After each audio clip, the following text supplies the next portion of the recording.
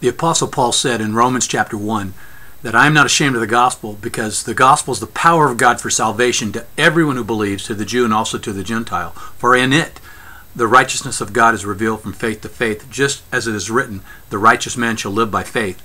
Paul tells us there in Romans chapter 1 that the gospel is this great message of how God declares us to be righteous through our faith in Jesus Christ. And in believing in Jesus Christ and what Christ did for us in his death and resurrection, God gives us salvation, the gift of salvation. Ephesians chapter 2 says, for by grace you've been saved through faith, and that not of yourselves. It's the gift of God, not as a result of works, lest anyone should boast. So the gospel is this great message that tells us how God declares us to be righteous through faith in Jesus Christ and gives us the gift of salvation.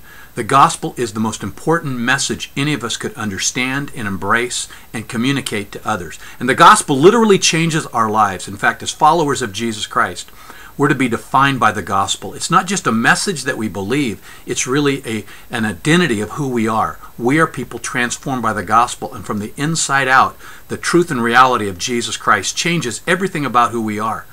To be a follower of Christ is to be gospel-centered. It's to be shaped by the gospel, the values of the gospel, the call of the gospel, the message of the gospel, the priorities of the gospel. Followers of Jesus Christ fully embrace the good news of Jesus Christ, the gospel of Jesus Christ. That not only saves them, it changes their lives and their whole direction up and into eternity. That's right. We have the benefit, the hope of eternal life in Jesus Christ. Eternity in fellowship with God in heaven. But the gospel isn't just a fire insurance policy that we receive.